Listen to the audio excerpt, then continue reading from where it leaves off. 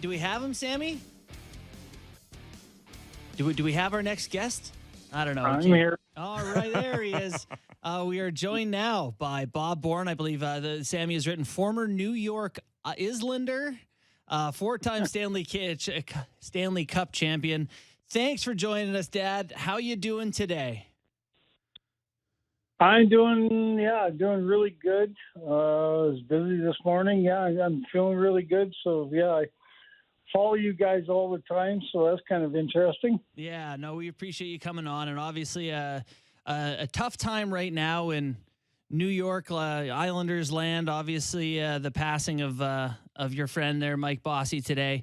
Our condolences, mine as well, to you. I know it's got to be a tough day. Do you have any particular memories of your time with Mike that you want to share with us? I know, again, it's just got to be a tough time. Well, I think the biggest thing with me, Justin, is he was one of those players that taught me how to be a player. He came in 3 or 4 years after I did, but he still taught me over those years. He was very concentrated. He was intense. All he cared about was helping the New York Islanders win.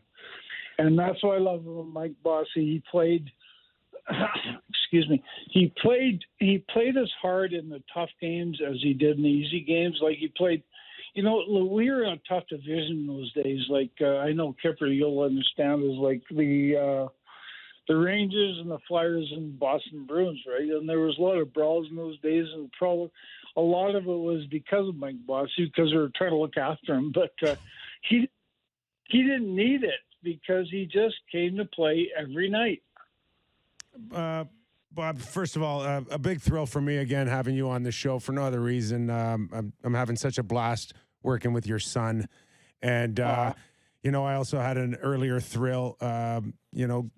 When Clark Gillies, unfortunately, we lost him, but just getting him on the show, what felt with like 3 or 4 weeks before his passing.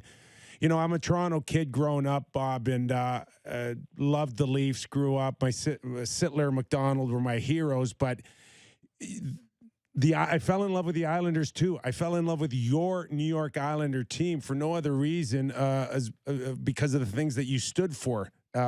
Watching you guys win those Stanley Cups, and just watching a guy like Mike who kind of went against the grain a little bit when it came to what we experienced in that era. And most of the players had to fight their own battles.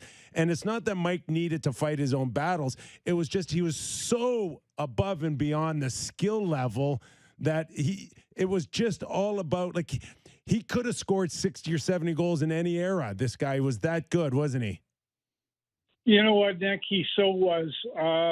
He was the type of guy that, whenever our team needed a really goal, it was amazing.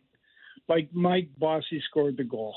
And what I loved about him is, like I said before, like he played hard in Philly and he played hard in Boston. He didn't care.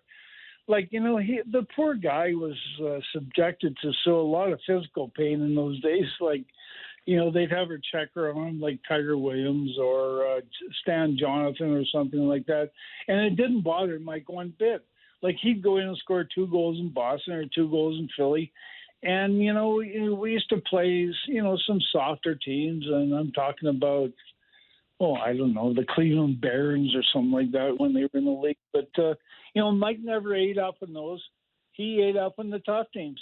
And, our biggest rivalry was obviously the New York Rangers. And Mike always showed up for those games. How does the rest of the team feel right now here in Toronto? I know you follow along and seeing like Austin Matthews chasing 60 goals and all the pursuit of the personal records. How did it feel for you guys, like watching Bossy or even at times Trache chasing 50 goals or 60 goals? Did it feel like it overshadowed the team, or were you, in support? You wanted to do that for him? How was it for the rest of you guys? Oh, no, definitely in support. I was on the ice when Mike scored his 50th goal in 50 games, and I'll never forget the night We were playing the Quebec Nordiques, and he had to get 3. Like, he had 47. He had to get 3 more that night. Well, he scored 1 in the first period. He scored a second one middle of the third period. And then I was on the ice, and I'll never forget, I was in behind him, and he was in that slot where Ovechkin sits, and he got a goal there, and I'll never forget his reaction. Like, it made him so happy, and Mike deserved it. But my God, the stuff he put on the sheet, like 9 50-goal years in a row, my God, that's scary to me. You know, Bob, it's not like he was the first pick overall, and he did score a ton of goals in junior.